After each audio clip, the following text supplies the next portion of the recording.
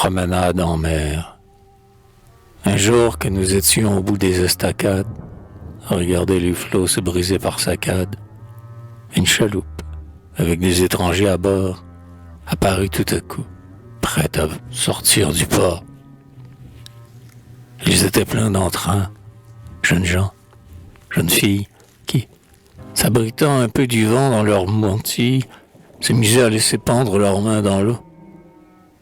Le ciel très bleu formait un fond clair au tableau, que n'aurait pas rendu le plus grand mariniste. Les dames agitaient leurs mouchoirs de batiste, et pour nous saluer se levaient sur leurs bancs.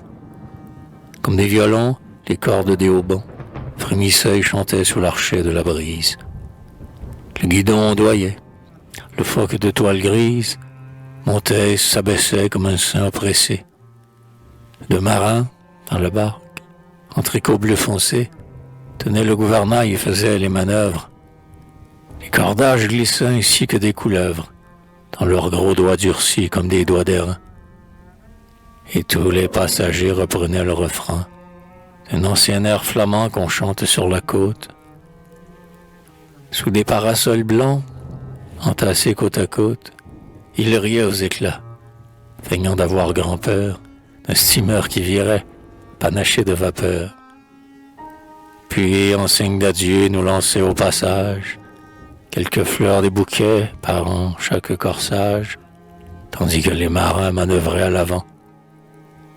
Mais bientôt le bateau poussé par un bon vent, loin de nous, dans l'azur, s'envola sur les vagues, et l'on n'entrevit plus que les gonflements vagues des voiles qui fuyaient dans l'horizon des eaux et qui tremblaient au loin comme de grands oiseaux. Pendant 1 heure encore, nous autres nous restâmes à regarder d'en haut s'exaspérer les lames contre les pilotis qui escaladaient la mer. Moi, j'éprouvais alors un plaisir amer à déchiffrer, rêveur, sur ces rampes salies, les noms, les bouts de verre, les serments, les folies, les dates, les croquis, les chiffres enlacés qu'on gravait sur ce bois tant d'amoureux passés, comme sur les troncs d'arbres au retour des kermesses. Plus adieu que l'amour, moins traître ses promesses, eut dans leur cœur aussi pénétré plus avant.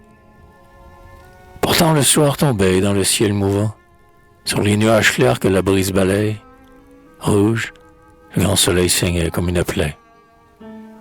Tout à coup j'aperçus le bateau qui rentrait, toute voile d'or, rapide comme un trait, incliné sur les flots qui le frangeaient d'écume.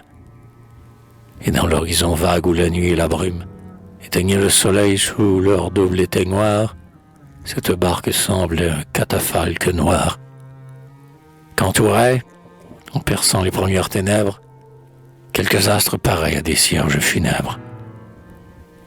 Plus de chants, plus de fleurs, de vœux et de baisers. Ils étaient là, tremblants, malades et brisés. Dans les voiles, le vent gémissait comme un râle.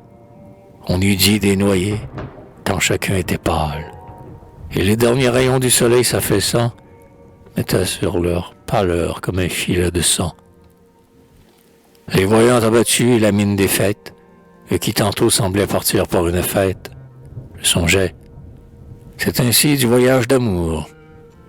Au matin de sa vie, on s'embarque un beau jour, les mains pleines de fleurs et le cœur plein de rêves. Mais à peine s'est-on élancé loin des grèves, où l'on goûtait en paix un calme indifférent, que le charme vous quitte et la douleur vous prend. Car sur ces flots menteurs qui cachent plus d'un gouffre, on chante quand on part, quand on revient on souffre.